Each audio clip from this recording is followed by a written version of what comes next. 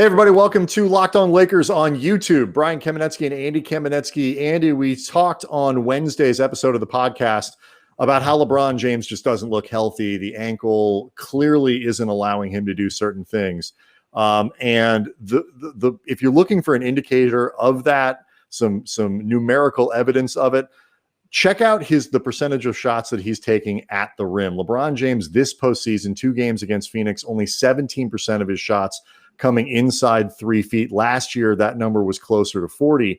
And meanwhile, if you look at it from the other perspective, 55% of his shot opportunities are from beyond the arc. Last season, that was 31.2. This, to me, as much as anything, is the evidence that you need to show that he's just not quite right physically. Yeah, I mean, if you even want to take that a little bit further, unpeel the layers of that onion more, in terms of assisted field goals from three-point range, it's 57% so far in the playoffs. Last season, 45%. So you're seeing that increase of three-pointers, but you're not even seeing an increase of like ones that he's creating for himself. Right, it's other guys, something like that. Yeah, exactly. I would imagine, I don't have the numbers in front of me, but it's more along the lines of like a catch and shoot, or he gets it gets the ball one dribble, something like that. But he's not creating nearly as many for himself.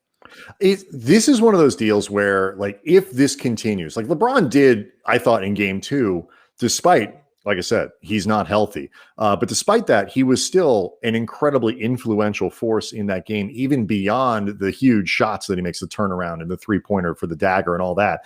But if this continues, obviously it puts a greater onus on Anthony Davis to perform night in and night out.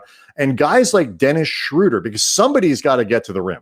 Somebody's got to be able to put pressure on a defense and break them down in that way. And the next guy up for the Lakers in that regard really is Schroeder. He was great at it in game 2.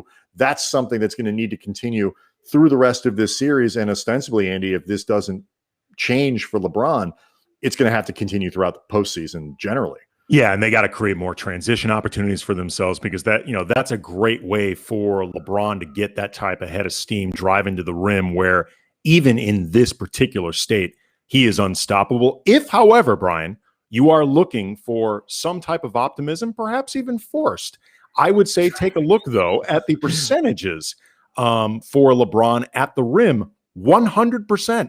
He has not missed from 0 to 3 feet. So maybe instead of throwing dirt on the guy like his career is over, and you're at the cemetery giving the eulogy for what is certainly a first ballot Hall of Fame career, you should be commending the guy. It's going to be a good praise-filled eulogy, Andy. You should be commending the guy, and I'm pointing my pen at you rather enthusiastically with condemnation. You should be praising the guy angry for the way wagging. he is like you're right, masterfully picking those spots. We talk about the NBA being a game of efficiency now, and there's nothing is more efficient than 100%. Except I would like to remind you, that's 5 shots. I'd rather him miss and maybe spend a little more time at the rim. But I will say, if you're looking, the numbers back me up, Brian. If you're looking for indicators as the postseason goes on around LeBron's health, keep an eye on these. Keep an eye on the percentage of shots that he takes at the rim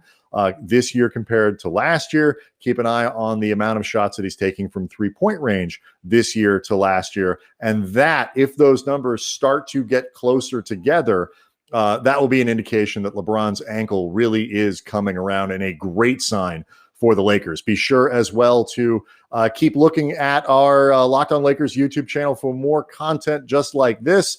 And obviously subscribe to the podcast wherever you get your podcasts. And we'll see everybody next time.